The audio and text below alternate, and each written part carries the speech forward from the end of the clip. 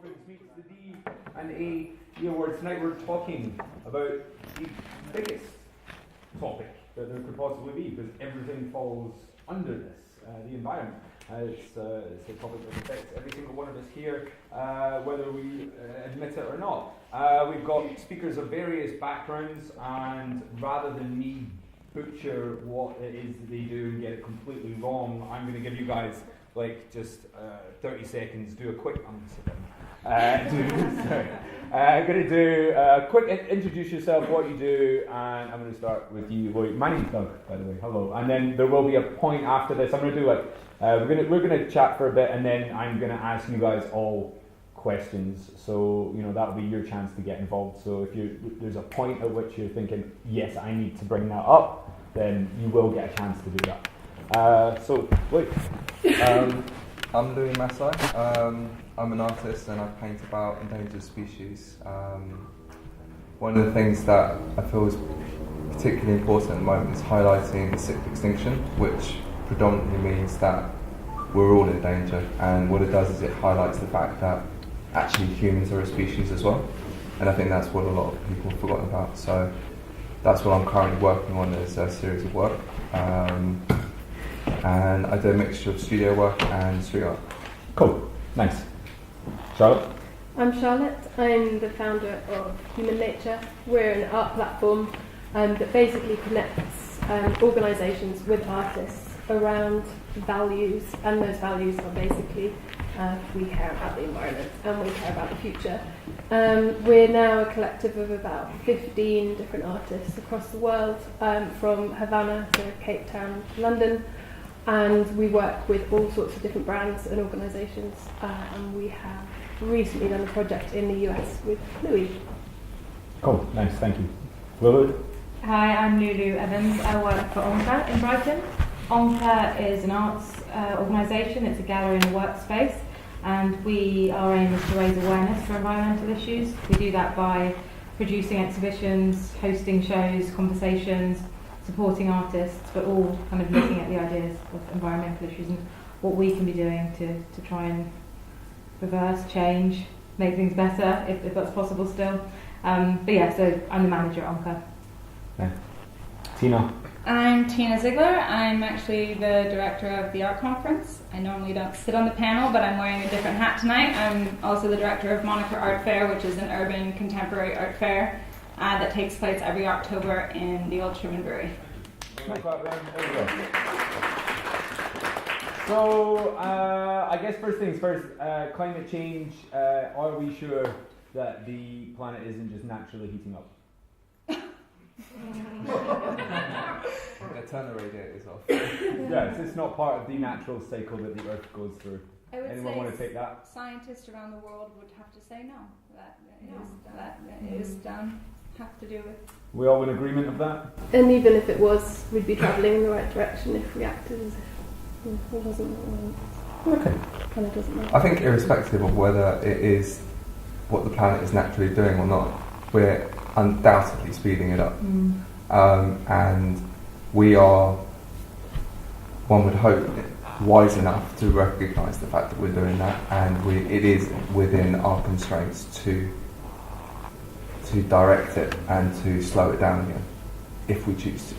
Okay. I'm going to put this out just to you guys. Is there anyone in this room willing to put their hand up and say they disagree with the fact that we are rapidly increasing the rate at which the Earth is heating up in the form of climate change? Is there any climate change deniers? This is a long way of saying that. Okay, good. I just want to make sure we're all on the same page before we move on, because if not, we've got to sort that out first. Okay, so this is just ironing things out. Okay. So at least, well, there's maybe someone sitting on their hands going, I'm not putting my hand up. So look, one thing I want to get out is, first of all, with yourself, Willie, one of the issues that will come up again and again is, for this street art scene, tackling environmental issues like you do and having this conversation is important. Mm-hmm. But do you think there's a conflict by the fact that the predominant medium that is being used by artists all across this is one of the most destructive to the planet. On top of that, we are now actively seeing a growing movement of artists with increased carbon footprints in this street art world in which they are constantly moving. And what's your sort of response to that? Well, I mean, it's interesting because you're not the first one to bring it up. It gets pulled up a lot, and because of what I do, I get it directed at me. I think that it's not a question of legitimizing what one does. I think that you have to realise that we are human, and us being on this planet is going to destroy something at somewhere along the line. You can't be completely.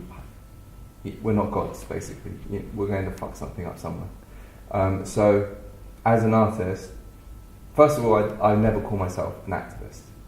I just call myself an artist, and that happens to be my subject matter. And yes, VOC gases in spray paint is damaging towards the environment. But at the same time, if I was to be using acrylics, they come in a tube with a little plastic top on, and then those plastic tops generally end up in the ocean as well. So there are many ways in which you can neutralise maybe the amount of an impact you're having on the environment, but we are always going to have an impact on the environment. And so there's a way, for me, currently I'm looking at working out a certain amount of money I can contribute to the carbon offset tax, which is something which nobody is compulsory to pay. It's voluntary. So with every can of paint I buy or I get bought for at an event or a festival or whatever, I will work out at the end of the year a certain amount of money to contribute to that tax. That's my way of neutralising the contradiction, I suppose. Equally, I think that there are ways in which we can open up that discussion with paint companies, but until we start shouting loud enough, there's no reason for them to listen and to talk. So, and then the other thing, of course, is the amount that we fly around the world, which is obviously making a carbon footprint as well. So, again, that's something I can potentially, as myself, I could take into consideration with the carbon offset emissions. But yeah, you're right. It's a bit of an elephant in the room for that. Have you guys you've worked? In fact, you've all worked with artists. Have you seen any examples that you think should be held up as the kind of gold standard of top to bottom, for the cause kind of, outlet? Is there anyone that's got clean hands, basically? It's a constant debate amongst the artistic community, whether it's street artists or whoever. Should we just stay put and never leave England because that's going to be better for everyone, or should we share our knowledge and influence and believe that in the longer term it will have a better impact? And generally the feeling is the latter.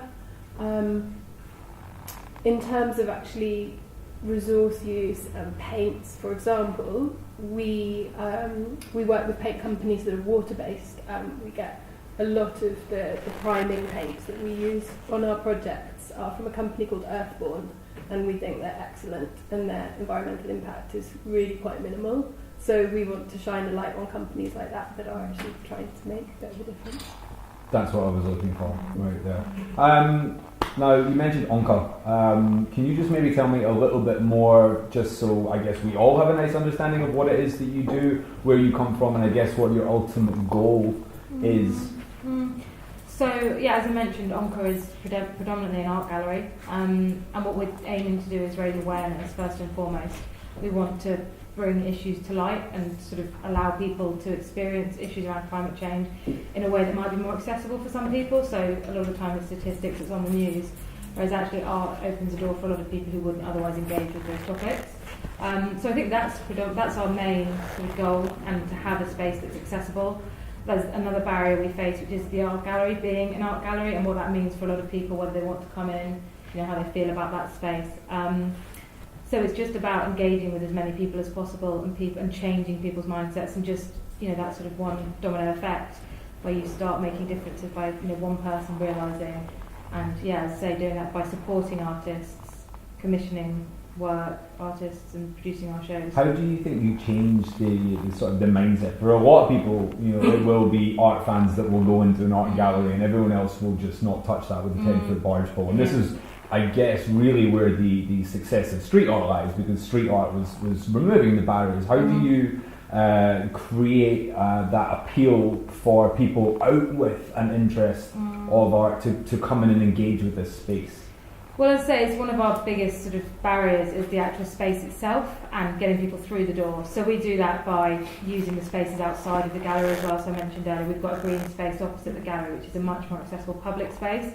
We've done some commissioned a street art project a few years ago, which was called the Pangolin Trail, and it was to raise awareness about pangolins becoming endangered and their numbers declining. So we did that outside of the gallery, and it was around the city, but the gallery was sort of the space where people could come back and reflect on the project, and we could have conversations in the space. So it was about sort of bringing the two together and taking the work outside of the gallery, but then coming back to continue the conversation.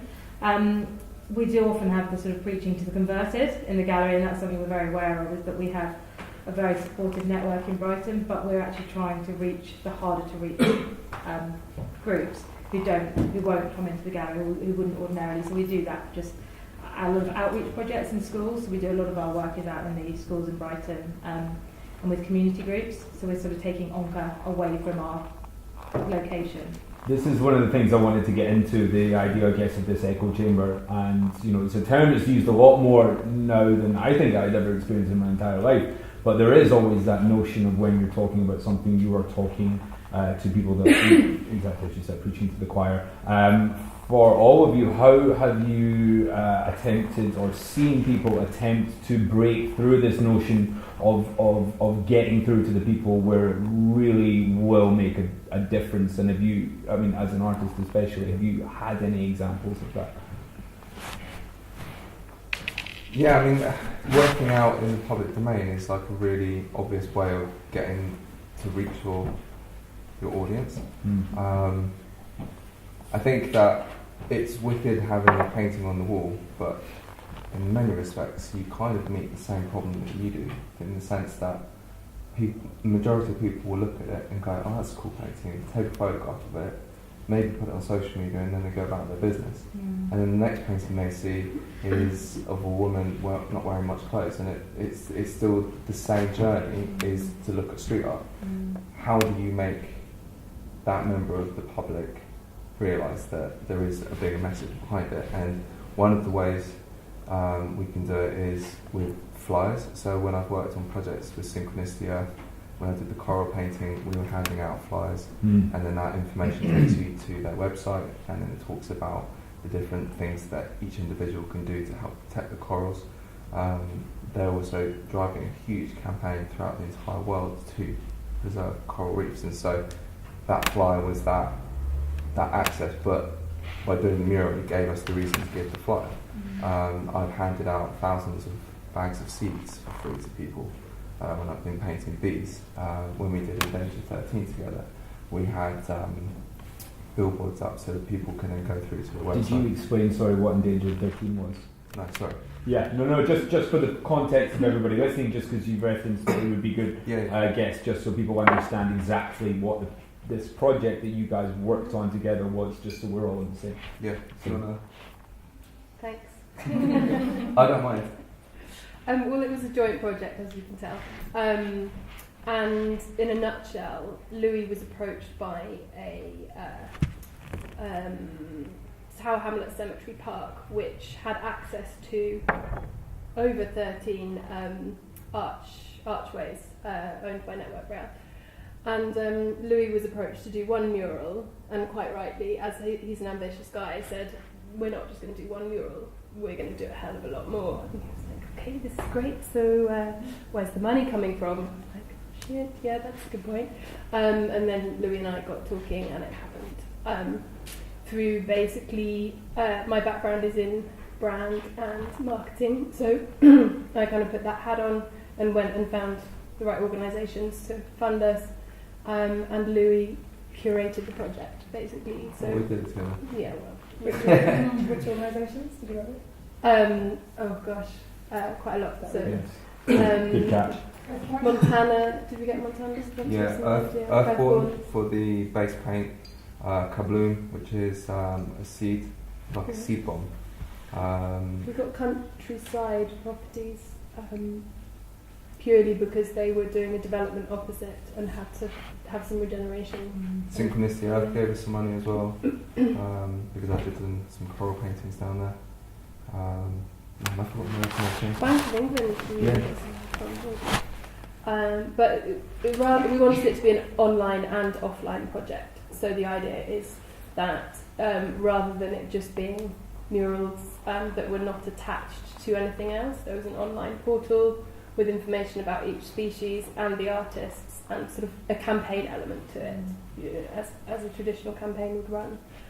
So it was a big experiment, really, for both of us, and we learned a lot of lessons, but ultimately it enabled us to then work again, hopefully to better effect for your tour in the US. So. I think the success of projects like Endangered 13 is, and also there's a number of projects that have erupted over the years that are like mural festivals or programs, is that they have a very concrete theme behind them. So that was like, focusing on one artist, one endangered species. So you have this immediate dialogue with the public. It's not just another art festival, it's just not another art gallery. It's like this very focused theme, which I feel like really makes it successful to raise awareness about a specific issue, because we're so saturated now with information, and with street art is absolutely everywhere. You can just constantly walk by murals and not even pay attention anymore. So I felt like their project, Endangered 13, it was like had such a strong subject matter that people were coming for not only the artwork, but they were coming with like open ears. They wanted to be educated, and I feel like that's what we need to see more of, more mural festivals that have an actual theme behind it. In the art fair scene, what's being done and what's not being done with regards to this? I feel art fairs have a responsibility, not just because, you have so many participants, don't you, in an art fair. You have galleries coming from all over the world, you have artists coming up from all over the world. You can't really control that much what these people are showing. But as an event, I feel like we have a responsibility to just act differently as a business, because we have 14,000 people coming through our doors. The amount of waste that's generated after the fair is like... The previous years, it was just insane how much waste just the bar would generate. I mean, this is one event, so you have to consider there's thousands of these events happening every weekend in every city around the world, and this is how these numbers pile up, and that's how the ocean is full of plastic, and that's how, we have this massive issue, and it comes down. That's what I saw with running Moniker 2 years ago. I made it mandatory that anybody that worked in our bar or in our restaurant had to change their the disposable items that they were serving to the public. So there couldn't be any disposable plastic, there couldn't be any non-biodegradable plastics or plates or whatever utensils they're handing to the public needed to be compostable, biodegradable, which is more expensive for a bar partner or a restaurant. You tell them that, they're like, but we got 15,000 plastic cups that we're ready to use. And I'm like, sorry, that's not allowed in our event. So we have to kind of take this, I think, as an event, you have to set the standard for what you can control. In terms of the artwork and what's happening in that kind of domain, it's not really up to us to say who shows what and what's the message behind it, because that's the artist's thing. Do you think that there's still a sort of an issue, there's obviously an issue around climate change, but it becoming the forefront? I mean, you listen to, so far in the general election, we're talking about everything but climate change. In the Trump-Hillary battle, there wasn't a single mention of this. We just, agreed to Brexit, and now we're talking about shipping stuff from Australia that we could get from Spain, and people aren't engaging with this. Do you think there's a stigma around talking about it? Is it lacking a sex factor that it needs? And if so, how do you really challenge that?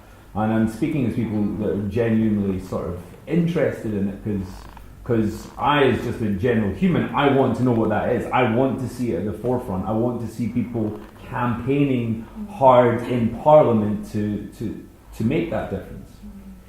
I think something we find in the gallery is that I don't know that it's not sexy, but there's certainly, I think the issue we find with people is that people choose not to listen. They don't want to know about it, or certainly from our point of view. And that's what we're trying to change, is to make it accessible and to say, look, this is what it looks like. It doesn't need to look really grim. It doesn't need to be really a miserable projection of what it looks like. It can be sexy. It can look good. You know, that is our challenge in the gallery, is about how we present this information. It doesn't just have to be really negative. Of course, there's an underlying tone there, and there's a message that's really important. But it's about how we present it in a way that is aesthetically pleasing as well, and how we get people through the doors. Because there's no point putting on a show if people don't come in and actually read and listen and talk and go away and think about it. So we're not achieving anything if we're doing that. So we have to strike that balance in how we're presenting, not we're presenting, the artists that we work with, and how that sort of represents those ideas. It's a really complex challenge for us. And I just want to pick up on that. Yeah. So I guess I've been working in the world of the environment and communications for about 15 years, and I say that because I've kind of tried quite a lot of ways of talking about the environment and the challenges we face. And my background, the majority of the time actually I've spent in solar power, and it's just, I think, worthwhile explaining this slightly, in that when I started working in solar, there were 300 solar power systems in this country. By the time I finished, there were 300,000, and then there are exponentially more. That's obviously due to a huge amount of teamwork and lobbying and policy formation. But the reason we got there was because we spoke positively about the benefits, we championed pioneers, and we made it inconceivable to think, actually, that the future could be anything else. And in terms of the reason why Human Nature was set up is because we wanted to take those learnings about positivity, and rather than instilling fear in people, we wanted people to be able to see things that they value and that they celebrate. So, for example, seeing a mural of an endangered bird in the middle of a city, that should be something that fills people with joy as they go and get a coffee on their lunch break. And there shouldn't be anybody that thinks that it's an eyesore. And rather than seeing, for example, a mural of this sort of doom-laden apocalyptic world if we don't act on climate change, you have a different emotional response to those two things. And our belief is that if you have a positive emotional response to something and feel more connected to nature fundamentally, then you will want to act because you have a relationship. So that's sort of what we're trying to do with art, and that we feel art can enable that emotional connection, but it has to be a positive one. If it's a negative one and we instill fear, okay, there is a place for that, and people do that, and there is a place for activism. But I think there is such a thing as positive activism, positive money, and positive behaviour in that general. I find that one of the hardest things is encouraging people to realise that it's not, when you're talking about hazardous impacts on the environment, it's not attack on you as a personal individual. By saying, per se, eating animal products is damaging the environment doesn't mean to say that I think less of you because you do. If I say to you, it's like when you said to me, you're using spray paint. I'm not saying that I'm feeling like I felt, he's having a go at me, but it's good. I didn't want that. I thought that would be a real bad way to start this. But you can't help, because we're human, to suddenly go, what do you mean I'm using spray paint? Sit back down. And it's like you have to just calm yourself for a minute and go, he's not telling me off, Louis. He's just saying, have you thought about it? And what's your solution to it? So I'm figuring that out still, and I've shared with ways I want to figure it out. But how do you encourage more people to change their diet? How do you encourage more people to change the way in which they shop and make sure that they're not buying so much plastic? Tina turned me on to plastic. Like, obviously I'd seen it, and obviously I knew I hated it. I didn't realise how much it infects you. And once you're switched on, you try and turn that light off, because you can't. Once you've learned something, try and unlearn it. You can't. And if each of you today go home and think about your next food shop and try not to buy anything with plastic, you will suddenly notice that your aubergine is sat there naked next to an aubergine in a plastic sheet. And you will go, Louis said don't buy the one in the plastic sheet. you'll buy the one without it. Now, if I've encouraged all of you to do that, that's a positive change. And having a conference like this enables us to discuss that. And that, I think, is the power of where we can go as a species, is to communicate, because that's what we're so good at. And we should be communicating and conversing. And that's what's amazing about the art world right now, is that it thrives on social media. Instagram has made it feasible to have an art career where before it didn't. And people do retweet what I say. People do repeat what they've read on Endangered 13, Art of Being, and they are talking, and it amazes me. I see, like, someone's here, these guys, they're doing a project in their school right now with a bunch of kids, and they're showing them a film I did with Synchronicity Earth, and now the kids are very, how old are they? 9 and 10. 9 and 10. They're now learning things that I never learned when I was 9 and 10, which means that the way in which their mind develops is going to be twice as quick when it comes to environmentalism. So it's just a question of communicating with each other, and that's how you can, and art does that, galleries do that, art fairs do that, platforms do that, conferences do that, and maybe each of you will go home and think of a way in which you can do that. Do you think there's been there's a difference? I mean, you took this Endangered 13, it was Endangered 13 to the US, yeah? No, I did That art was of being. that was different. okay. Yeah. Sorry. So, did you see a difference in attitude there? Because I know cultural overall we're quite similar, but there's very, very stark differences between the attitudes here and there. Did you firsthand notice a difference in how this was being talked about and received?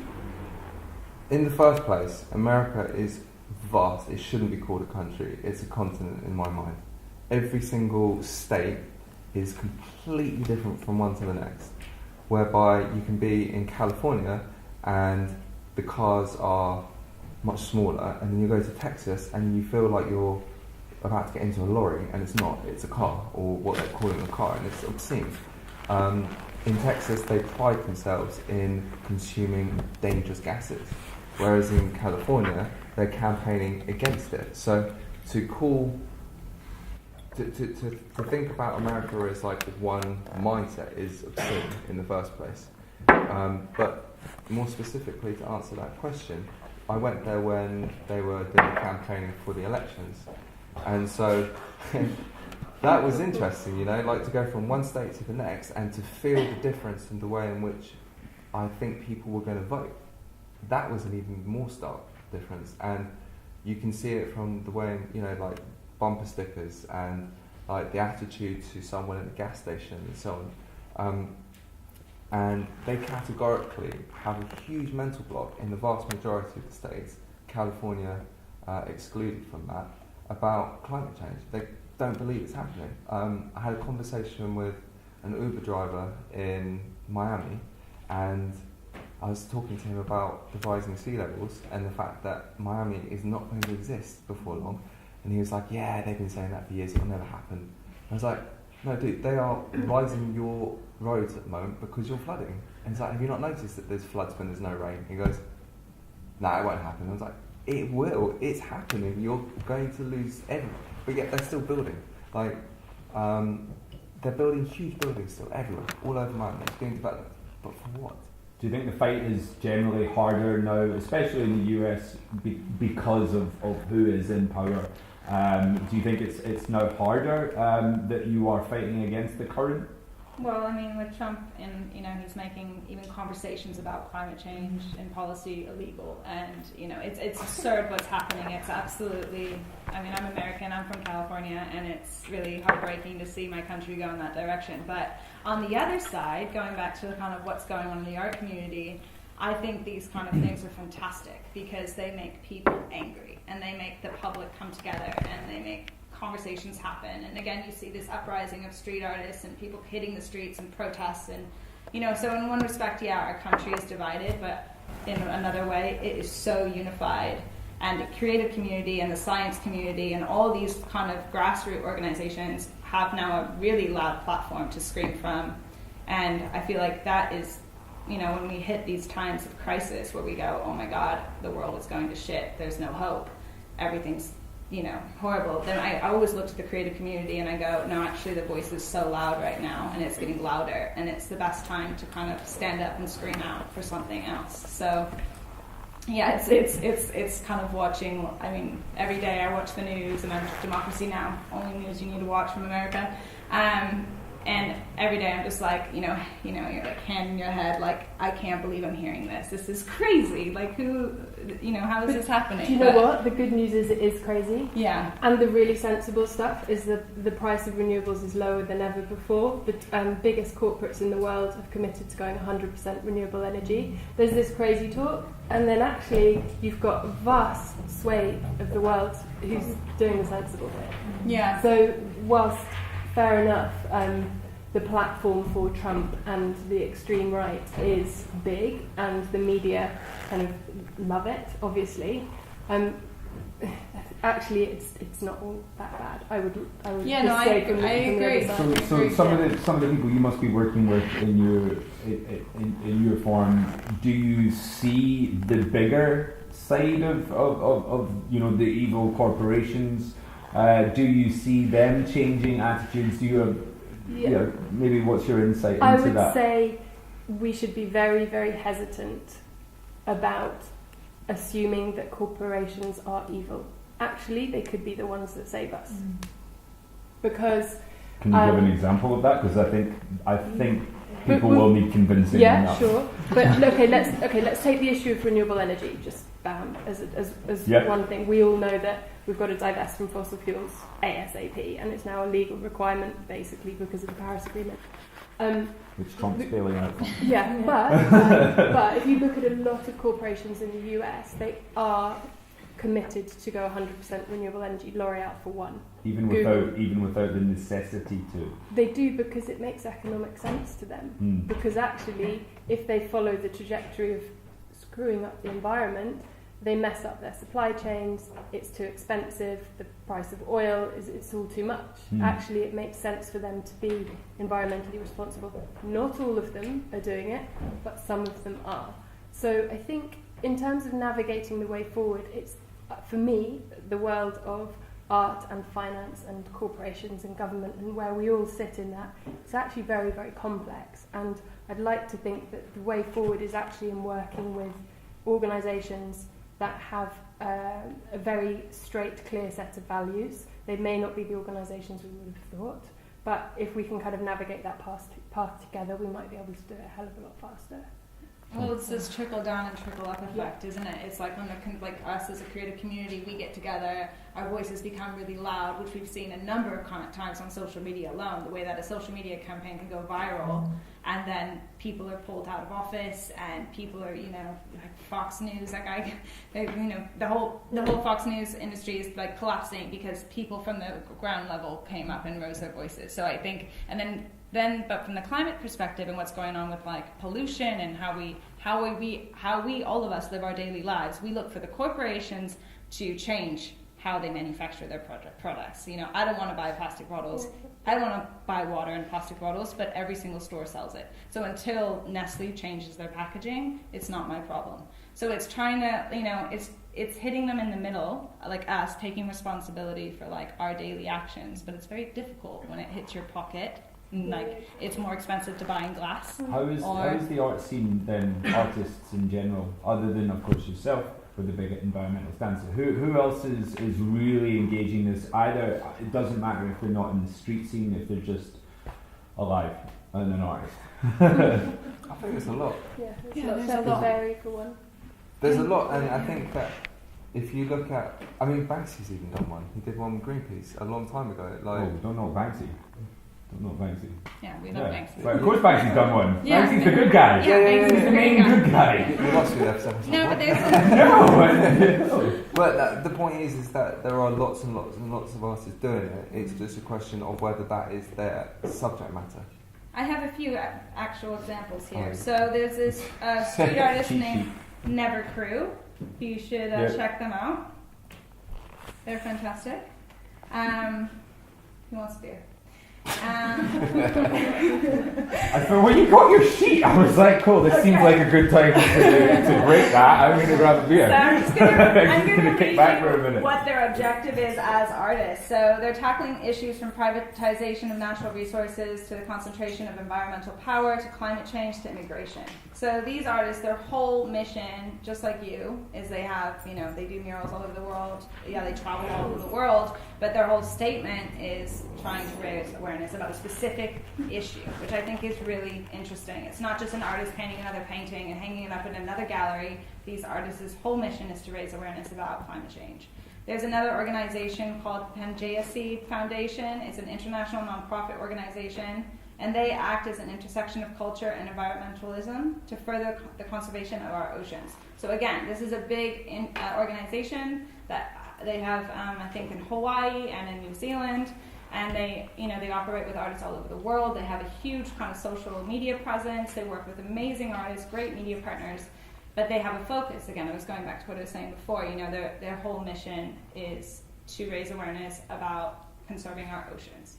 So for me, as a curator and as working in the art world, I find these projects so important because they kind of make everything go quiet. Because there's so much dialogue happening in the art world, and there's so much, in general, we don't know what to believe in, we don't know who to follow, but there's these smaller organizations that we can fund. You can contact them directly, you know where the money's going, they're very transparent, and you can kind of see, and it gives me hope, it makes me feel inspired to participate in the art world because I see my peers doing something that actually means something, rather than just hanging up another picture of art. So who was that last organisation? Pangolin. Never just did never just did a piece. It's worth checking out on social media. Was there a mention of Greenpeace there as well? Greenpeace. Well, Greenpeace is Greenpeace. Yeah, Greenpeace is loosely mentioned. Yeah. As far as Greenpeace go, they are. I respect Pangea. I respect a lot of the murals that go up with the dialogue, but what's actually been coming from Greenpeace for me in the last couple of years especially has been so much more proactive than any kind of bit of paint on a wall can do. The idea of cloaking statues in London in gas masks, of doing the resist piece outside the White House with Trump. They are consistently hammering away at it, and in a form that is, if it's not public art, then I don't know what it is, because it is for me the absolute definition of reclaiming public space. It's the mixture of art and activism that I think is lacking in a lot of the... It's a beautiful marriage. Yeah. And I guess it's a good time to we'll open it up a little bit. I think we're past the halfway point. Does anyone have any questions that they would like to ask any of our panel members? It's the perfect moment, actually, because you're talking about this marriage between public art and activism and this much more physical manifestation of these ideas. And you spoke about this jeopardy to the human species of extinction, and I think that brings us back to the debate over positive and negative communication that Charlotte was talking about. And I'm thinking about how to reintroduce actually a sense of jeopardy into urban art, which totally counters what you've been saying. But I think if that were to be married with something experiential, so when it comes to mural art, it's like it's a decorative aspect of the city, of the landscape. But how do you have decoration with consequence? How do you have decoration that speaks to your lizard brain and you're somehow unsatisfied by looking at it, but it actually depicts how things might be, because at this point we're actually mitigating risk. A lot of what we're doing is irreversible. So for future generations we're lowering the impact rather than being able to reverse it at all. At least that's what researchers who talk about the Anthropocene are saying. So Lulu, the echo chambers that you experience when people don't or do come into your gallery space, I think by taking art outside of those spaces, and there is outreach, but then there's also installation, and even with the budget restraints, I think to either have weather responsive art or depicting what's happening in terms of deforestation, like a burnt tree, and it's a statement, but the budget is low, and that also, or like a tap that doesn't give you water, that's immediately going to cause a sense of dissatisfaction, and it's a negative communication, but there's a sense of jeopardy and risk, and I'm very interested in that experiential aspect of where urban art can go. Is there a question on that one? No? Okay. Also, potentially for me, to completely agree with that, the effectiveness of the AIDS campaign, the Grim Reaper, it's more of a shock than anything else, and more of a shaking of the cage to get people to actually act, as opposed to the beautification of a public space. Because the more that we see that, the less sensitive we are to that. And I think there's an act of desensitization and desensitivity that comes with the beautification of a public space, that it stops people acting. Well, yeah, I mean, you walk down Shoreditch High Street. I mean, you could walk past any of those murals, and you just wouldn't absorb it, because it's a piece of street art rather than a meaningful dialogue trying to engage you, which completely kind of goes in line with that. With regards to that, then, do you think people will become desensitized to murals to the point where it just doesn't matter? Yeah, completely. And I think ironically, we walk by so many adverts and artwork on the street that I feel street art actually has a stronger presence online than it does in the street. Well, how many people paint for the photo? Yeah. Yeah, but I mean, at least on, if you post up a picture of Louis' work online, I'm like, oh, pretty piece, and then I'm like, oh, no, there's something else going on here, and then I read a bit about him, and then I follow it, and another link, and then I'm like, oh, I get it now. When you're walking down the street, you see bees, that's all you see, and you're like, oh, cool, bees. I'm gonna go pick some flowers. That's not what you wrote. Is that your message? You're like, I'm afraid of bee. I hope someone picks a flower. Finally, it's all, the cycle is complete. I think it's... Yes. What about Shoreditch as a place to have such events? Because Shoreditch draws a lot of people for street art tours and come and look at street art, but I haven't seen any organized event that kind of encourages that. Encourages a festival or something. Encourages what? A festival about street art, or kind of a street art festival, or some event that organizes the street art that's already happening. Specifically on environmental issues, or just a street art festival in general. Shoreditch has. I think people tend not to be doing street art festivals down here because it's so saturated, and they're trying to move away from here, which is why Dulwich was put in, Croydon's now blown up, and I guess Walthamstow as well, which are where people are focusing on. So with regards to the street art movement down here, I'd say you're 10 years too late on that one. Yeah, we're out of space down here. I mean, there is the Whitecross Street one that still happens, but it's small. There isn't any space left in Shoreditch. I mean, that's why there's so much outreach into other parts of the community, and it's actually moving forward. It was born here, but now it's moving past it. Yeah, because I kind of see some good opportunity from that, where Shoreditch kind of draws people to come. It's also very expensive there now. People are trying to draw people to other areas at the moment. This place because is of the success. This is held up as the model. Sorry, I've gone in. She said Shoreditch. That's me. I'm in. Sorry. You're fine. I got beer. I was going to ask about, given you all have different roles within the environment, do you have any views or opinions on where funding for art comes from? Because, for instance, if you think about BP funds so much artwork, sort of different events, they fund galleries, and yet they're probably one of the biggest problems with polluting the world. They're to do with energy, and it's kind of one of those things. Wondering if any of you have any sort of internal conflict, ever turn anything down? I turn stuff down all the time. So does Charlotte.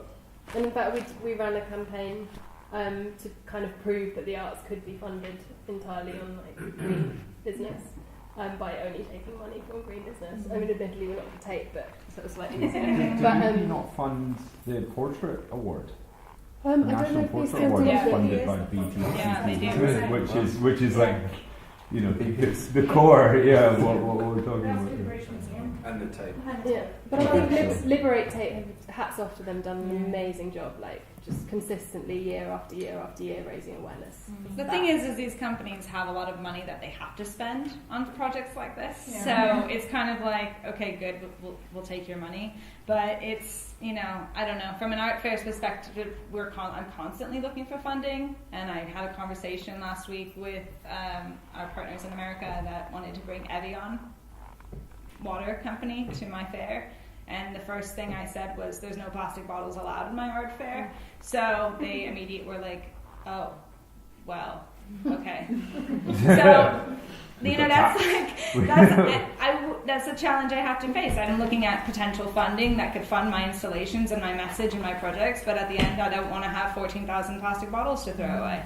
So we have to make these choices. Which can be difficult. It is a very, very poignant question, because ultimately none of us can sit here and continue to do this without money. Like, we all need to pay our rent, right? Yeah. We all need to eat, and hopefully a bit more than that. But I think the way that the whole funding system is set up, and indeed how brands operate, and for example, brands working with advertising agencies and buyers and that. Although the way that that's structured at the moment actually makes it quite difficult for us to navigate through, mainly because we can't really deliver on the scale of the projects, or the funding's misaligned. But what we've been trying to do, for example, is ask for smaller amounts of money from more organisations. So, for example, you've got SMEs or startups who are doing amazing green things, whether it's biodegradable plastic or whatever. They can probably put forward a couple of grand here, a couple of grand there, and then if you've got 10 of them or 20 of them, then suddenly you've got a massive network and you can start to move. The thing is that places quite a lot of kind of emphasis on us doing all the hard work, so it's a bit of a kind of catch-22, but I think the solution is there. We just need to think about it, funding a bit differently, basically. I think we certainly face that on a daily basis at ONCA, because we're running a business. I mean, obviously all of us are running businesses, but it's ethical banking, it's our supply chains, it's the way the tea and coffee that we buy, where we're buying it from, everything. But ultimately, we're a charity with limited funding, and how are we able to be sustainable in that model? Something we've done as an organisation is taken a fossil fuel free pledge. Which is where we're working towards being fossil fuel free. Again, it's really complex and it's an ambition, but it's something that we're committed to. Something else in terms of funding is that a lot of our funding comes through corporate social responsibility, and something that we've found recently is, for example, we're looking at organisations like Amex, and part of their corporate social responsibility is both cash funding, but also they want to put their employees into voluntary positions within organisations, charitable organisations. So for us, that's also an opportunity for us to inspire and teach and show what we're doing, what we're trying to, the changes we're trying to make, and that feels really valuable for us. And albeit Amex, by no means are perfect or doing things the right way, if we can have an impact on our local community, people who work for Amex who ordinarily wouldn't necessarily engage with ONCA, with climate change, that feels really positive for us. So it's about finding balances. And that is daily challenge. There has to be give and take on that. I remember when we did this, the last one, you had mentioned how you had worked with, I think it was it who was it? Body Shop. Yes, Body Shop. And so Body Shop basically, I don't know how many of you guys use Body Shop products, but they do frozen bath bomb. It's amazing. So many good things. Literally, cool. I'm so in love with these guys now. But anyway, the point is that they're really, the core of them is 100% ethical. It's against animal testing. It's about it's founded out of Brighton, and it's a very green, you can adhere to that, it's a very green part of the country, like people's mindset. And I've forgotten her name now, but Charlotte. Carolyn Lucas. Carolyn Yeah. Lucas. I don't know. We're agreeing Yeah. on Carolyn Lucas. We don't know if it's the same Yeah, person. yeah, no, Well, Carolyn Lucas got me. Yeah, got you. So she basically, she was dying, and she realised. Not I Carolyn. think you mean Anita Roddick. Anita Roddick, yeah, that's the one. Anita Roddick. The founder. The founder of it. So Anita was dying, and she realised that her business was also crumbling, and because she had built it at a point in time when people were not talking about environmental issues or climate change, and there wasn't a COP21 and so on and so forth, it meant that everything that she was doing, you're experiencing, in the sense that no, I can't have Evian because it's a plastic bottle. So everything that she did was a total contradiction to how business worked at that period of time. And so she realised that the business was going to go underwater. So before she died, she sold it to L'Oreal. We all know how evil L'Oreal was. And what she envisioned was that through their influences, Body Shop could change the infrastructure of L'Oreal. And now L'Oreal is a completely different company, and it's become much cleaner and more environmentally aware. And so I guess the question you're asking is it possible for people to go into a business and to be the clean inside this evil bubble and try and fix it and make it better, essentially? And I think you can, but I think it's all of our responsibilities of making it look easier than it is. You know, like I try to live without plastic, I try to live without waste in my house. It's extremely difficult in this country. Other countries it can be quite easy, but I try to make it look a little bit easier. And like if I'm conscious about it, people go, oh, why do you have that? Why do you carry around that cup with you to get a coffee? Or you bring my bags with me everywhere I go, and I'm like, so if you just make these little efforts, then people start to notice. I don't have to sit down where I used to, and I lost a lot of friends because they would come over for dinner and I'd be like, oh my god, we're all gonna die. And they're like, okay, we're not gonna be friends anymore. But I think it's just like with all of our little efforts, like you as an artist, us as curators or gallery owners or whatever, it's like, we have these little,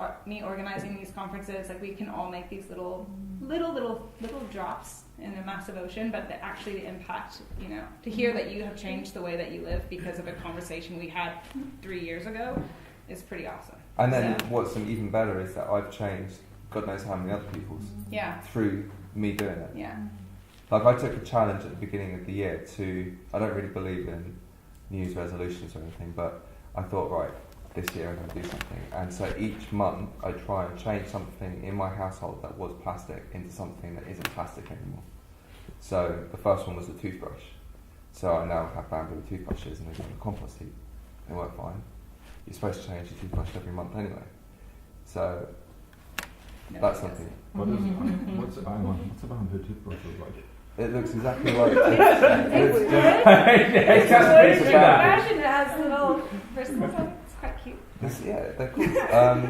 I changed my duvet. It was time for an upgrade, but I'm vegan, so I didn't want to buy feathers, but they're the best. So then I started researching what is another thing you can use. I found alpaca fur, which is they shed it naturally, and so this woman has collected her alpaca fur and all the alpaca furs from all of the different mini farms around the country, and now she makes these incredible duvets. And give her a shout out. What's the name of her company? Because this is I've forgotten now, but just go online, look alpaca duvet. But that's a good point. I think it is as much about saying what we shouldn't do as it is what we can do, and what great organisations there are out there.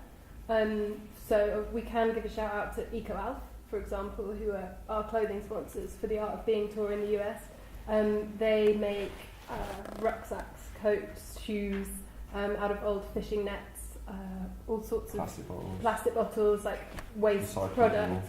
And they've spent probably the best part of 5 years developing this completely unique supply chain. They're based in Madrid. They're not really a brand that is known about in London, but certainly they were relaunching in the US, so we caught them at a good time, hence the reason they sponsored our tour. But yeah, we'll talk about them till the cows come home because they're great. And products are really good as well. Yeah, really good. Really, really good. It's just promotion. Well, I think anyone else want to promote None of these product? brands are Anyone selling anything? No No, but pen. I think it's like really. No, but the thing Like is we're the that if you don't trendsetters, talk aren't we? about it, exactly, Yeah. if you Like don't talk we're- about it, how yeah. do all these guys know about And it? it's And if we finding don't, solutions. Too often we're talking about the problems. We all know what we shouldn't be doing, Mm. but it's actually. Yeah. Can you send all these companies around? Yeah, there's loads of solutions. Yeah. I closed the website recently because I have too many companies, but I used to run a company called Common Folk. And Common Folk has all these education online for you and where you can buy everything. And another girl in New York who's amazing is Trash is for Tossers. And she just opened up a store which is no packaging. It's a no packaging store in New York. So the thing is, what I'm seeing not only in the artistic community but in communities like ourselves, we're young, we're entrepreneurial, we're creative, is that these trends are happening and they're happening at a rapid rate. So if we start to adapt all these ways of living, then corporations are going to respond, as we've already seen. There's a lot of corporations that are already responding to many issues. It's policy where it kind of really makes that change. You look at, countries in Europe where they've completely, they've banned certain amounts of plastic. They've banned you from throwing away food that could be given away to people or reused in certain ways, and it's that's when it really hits home. You're there. Question? Did you have a question? We're talking about all these alternatives to how we consume, and that's not necessarily available to everyone. And I wanted to ask about what type of medium has resonated the most with all levels of the public. I mean, I was talking about installation earlier, and that can feel very top down, especially when it's sponsored by a company, even if it is for their CSR, and that can be good in a balanced way, as you were saying, Lulu. But what medium has been most resonant with? I mean, I know that Extinction 13, Endangered 13 was Tower Hamlets. So, what medium has been most impactful for all levels of public? It's a good question, and I'm just going to try and answer it from a kind of campaigns and communications brand perspective. I think if we take art as essentially a piece of content, in its basic form, obviously it's much more than just content. But it is from a marketeer's perspective, art is content, right? And it can be experienced. Face to face, it can be an experience in itself as it's being produced. Obviously, it can be filmed. There's photography. There's all sorts of narratives that can be built up around that. So I'm hesitant to say that there's one thing that has had the most impact. I think what we've seen is when you take a holistic view of art and kind of look at it from a campaigns and networks perspective, if you can reach different audiences in different ways with different mediums and ways of delivering this story, that's when you start to get have an impact. So, as an example, a year after Endangered 13 was completed, we had an inquiry from National Geographic in India. And now, suddenly, Endangered 13 is kind of famous in India amongst the travelling community. But that was because we were covered on BBC Earth in the UK, and it sort of had this just snowball effect, basically, amongst the media. But the reason that's happened is because we really thought about how we were delivering the project, how we were communicating to journalists, the filming aspect, and all of the content around it. So. Well, then you're not limited also to the digital impact. If the media picks it up and they transfer it into TV, which is, I think we're the same at ONCA. I think with some of our bigger projects, we'll try and cover such a broad area, so we're reaching all of those different diverse audiences, because, as you say, not everyone will engage with it differently. And I think particularly with some of our more recent, actually it was last year we did a project, it's called Trash or Treasure, and really like a highlight of the work. We had two brilliant artists in the gallery, but actually probably the highlight was a beach clean that we did. So we went down to the beach and we did a huge beach clean. We had massive turnout of people, and again we then got those people into the gallery who ordinarily wouldn't necessarily have gone in and looked at that work and then engaged with what the artists were showing. And then alongside that we did a workshop where we looked at microbeads in products. So we were looking at toothpaste, face wash, and suddenly people are like, oh shit, my Colgate has got it's got plastic in my Colgate that I'm using. And that's when, for us, we start to see the impact, because people go away and all they need to do is just change their toothpaste from that session. And that feels really important to us within our community, and we're Brighton based, but we're trying to kind of take that further out, and that's something that, in terms of diversifying, we have a project which is both an exhibition, it's a beach clean, it's a workshop, it's an artist talk, it's a website thing, it's local press. There's so many different parts to it to engage with those audiences. It's not just one thing, and that's when we feel like we really start seeing the impact. All right, we'll do final question.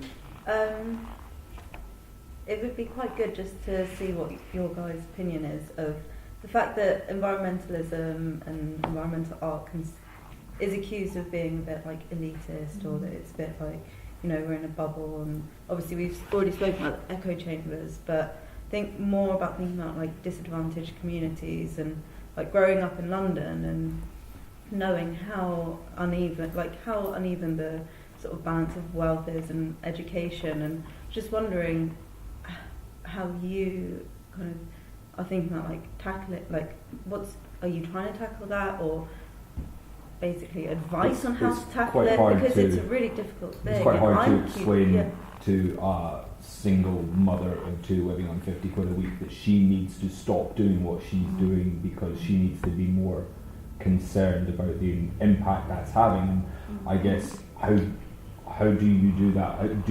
Is there a way to make this more affordable? You talk about, okay, cool, you want to stop your non-biodegradable plastic bottles coming in. That's going to cost you an extra 50p a bottle. So for this woman, or for this hypothetical, before everyone jumps on that, in my hypothetical woman, how do you then make that affordable? It's the same way that Jamie Oliver talks about how you have to cook more.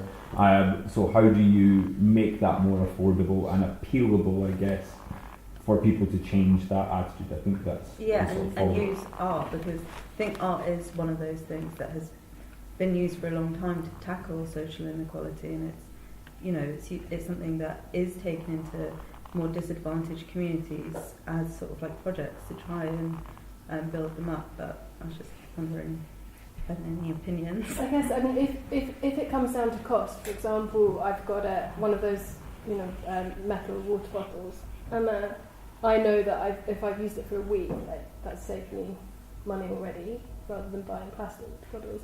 To tell that to somebody in that situation, they'd probably go and do it, right? But maybe they don't know that actually it's economically the right choice. It just happens to have an environmental benefit afterwards.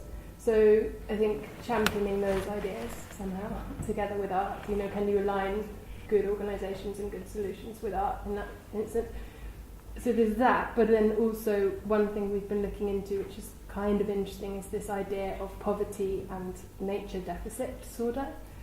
So for example, if you live in a highly deprived urban environment, you're most likely also to not have been out and walked in some woodland for who knows how long.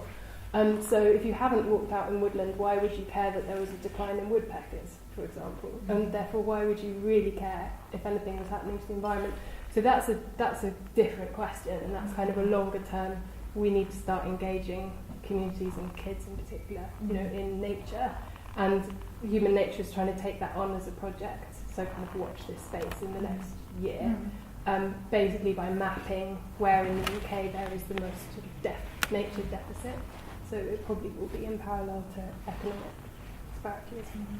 I think a really interesting challenge but opportunity that we're going to be able to see now is, like, I've been experimenting with virtual reality as a platform to educate people about this, because you literally I can transport you to a beach in Bali that's covered in plastic.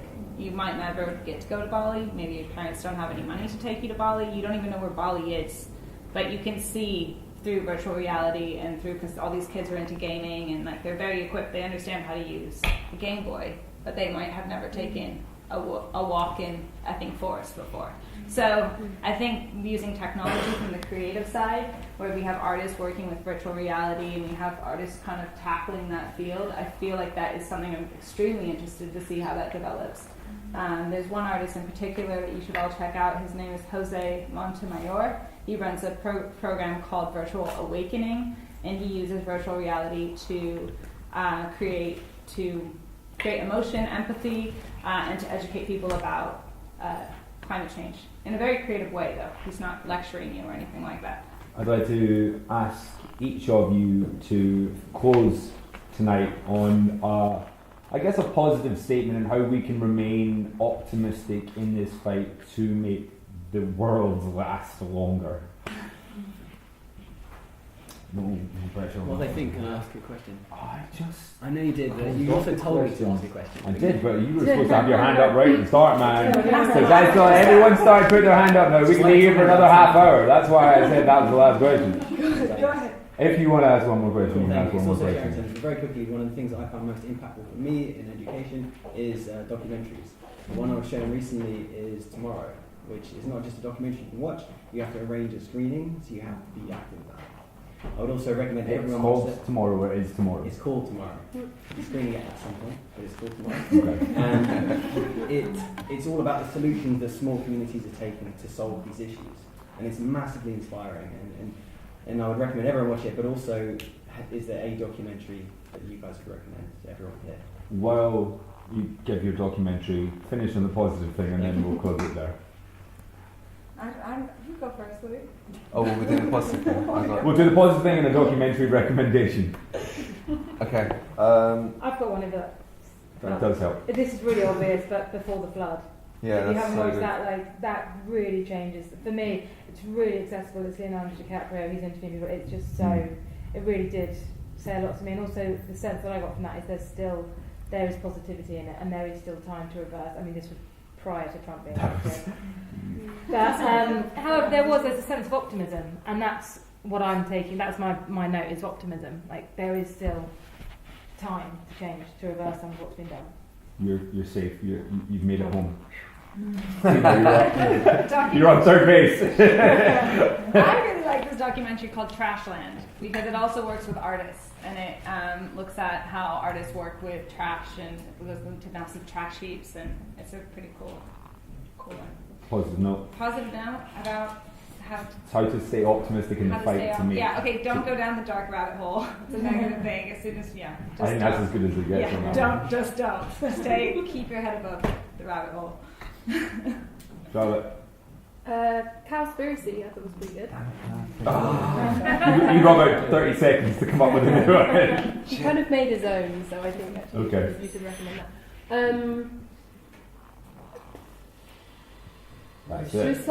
Just get out there and just start doing stuff. Like just start doing stuff. Doesn't matter. Like even if it's 10 minutes a day, just do something that makes you feel good, and like then it just goes. It works. Louis. Extinction. It was an amazing documentary, and they're actually currently making the next one, which is about vegan. And the challenge to it, and coincidentally, I feel like this audience proves it again, is that more women seem to care about environmental issues than men. And it's not sexy enough. It's just not sexy enough. Sexy So what they're targeting is the masculinity of eating meat. And so I don't know a lot about it, but that seems to be where they're going with it. And with regards to something optimistic, my other passion is food. I grew up in a restaurant. My dad was actually a Michelin star chef. So for me, food's hugely important. I grew up eating everything. I now eat a plant-based diet. And one of the best ways to cure the problem that we're in is changing our diet. Mm-hmm. And one of the best things about that is that plants taste delicious. So if there's something optimistic, the optimism is in your taste buds. Go and buy vegetables and stop buying carbon-emitting animals. Okay. Nice. I'm just going to throw a couple in. Inconvenient truth. Nobody said that. Al Gore and Earthlings. Guys, can I get you to put your hands together for Tina, Lulu, Charlotte, and Gillen?